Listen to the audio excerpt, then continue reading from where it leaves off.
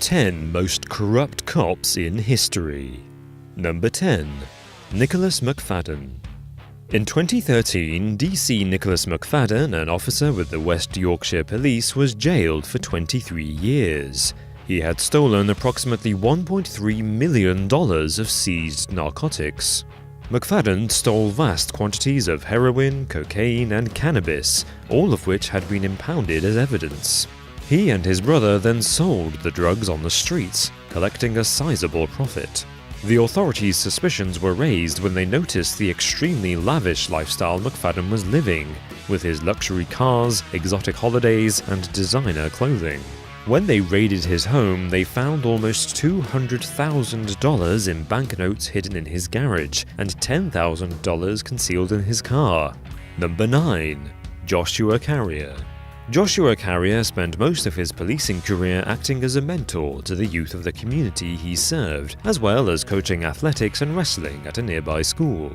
But this model police officer was not what he seemed. It emerged that Carrier was a pedophile who had used his position to sexually assault his mentees. He was arrested for 207 counts of child sexual assault, child pornography, and child exploitation. In 2013, he was sentenced to 70 years in prison, having been found guilty of molesting between 18 and 22 boys. Number 8. Charles Glinovich. Charles Glinovich, a senior police officer from Illinois, embezzled thousands of dollars from his department over a period of 7 years. He used the money for various purposes, ranging from gym membership to pornography subscriptions. In 2015, after Glinovich's illegal activities had been uncovered, he was found dead. Shortly before his death, the police officer had radioed in explaining that he was in pursuit of 3 violent criminals, leading people to believe that he died heroically in the line of duty. However, following a vast and expensive manhunt for Glinovich's killers, it emerged that he had actually died from a carefully staged suicide, motivated by the backlash he was facing for his corruption. Number 7. Mohammed Wasim Ahmed. Corrupt low-level cop Mohammed Wasim Ahmed gained notoriety in 2013 when he became one of the most powerful gang leaders in Karachi, Pakistan. He held immense power among the illegal gambling underworld. He used his policing powers to protect his own gambling interests and close down rival casinos, making millions of dollars in illicit proceeds. When authorities learned of Ahmed's corruption, he fled to Dubai to avoid prosecution. Number 6. John Burge. John Burge, a detective from Chicago, severely abused his power between 1972 and 1991 when he oversaw the brutal torture of hundreds of black criminal suspects.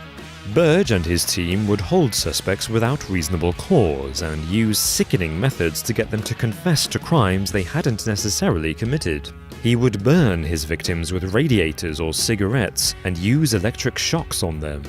Frustratingly, as more than 20 years passed between his crimes and the allegations coming to light, Burge was protected by the statute of limitations. Therefore, he never faced repercussions for his outright racist behavior. He was, however, sentenced to 4.5 years in prison for the cover-up operation surrounding it. Number 5. Joseph Miecianowski. Often considered to be the most corrupt cop of all time, Joseph Miecianowski supplemented his policing career with another career as a highly successful drug lord.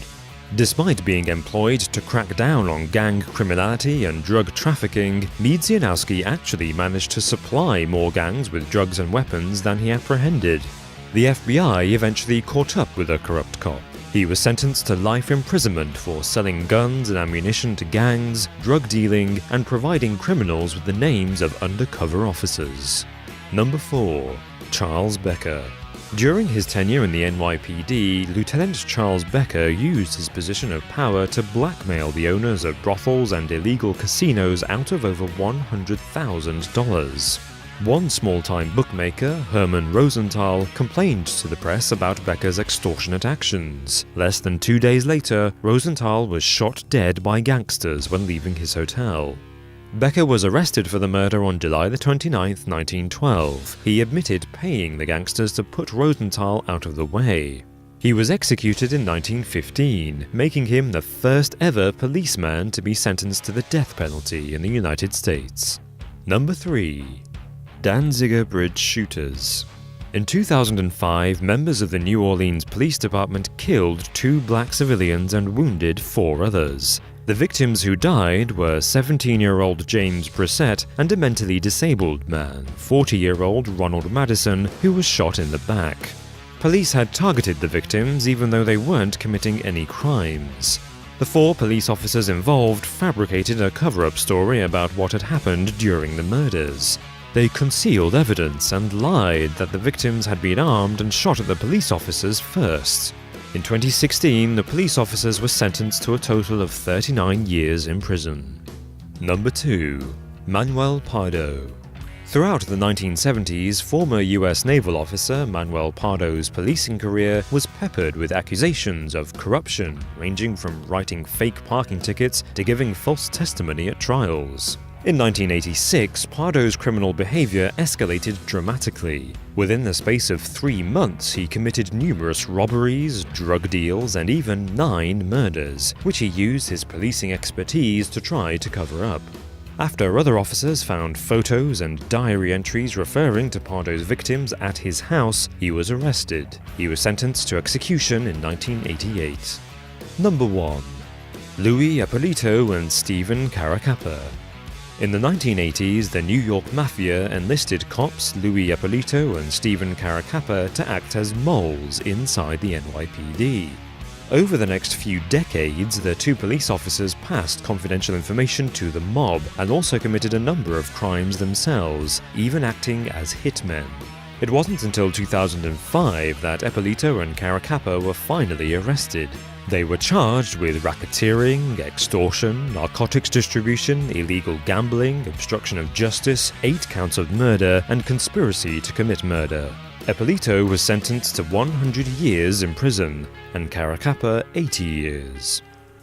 Hi everyone, we're here to tell you about our brand new episode of Fact Wars. It has just gone live over on Dave and John. John, tell them what is in this week's episode. Wow, we're getting high on piss, mate. Are you? Yeah. Yeah? Check it out. Steven Spielberg's school project. And aliens that might be living among us. What? What? Well, that's what we've got, plus a load more. It's been on screen now. There's a link in the description. Go and check it out. And as always, guys, we really cannot thank you enough for all of your support. And we'll see you next time. See you in a bit. But make sure you vote Team Dave. Nah, shut the f*** up.